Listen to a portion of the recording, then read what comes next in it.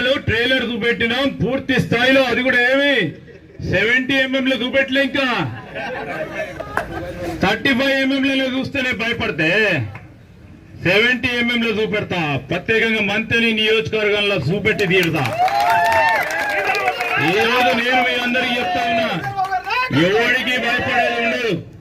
భగవంతుడు ఉన్నాడు. మీరు మా కార్యకర్తలు నాయకుల ఆశీర్వాదం ఉంది, వారి కుటుంబ సభ్యుల ఆశీర్వాదం ఉంది, మా నాన్నగారు శ్రీపాదరావు గారి ఆశీర్వాదం ఉంది.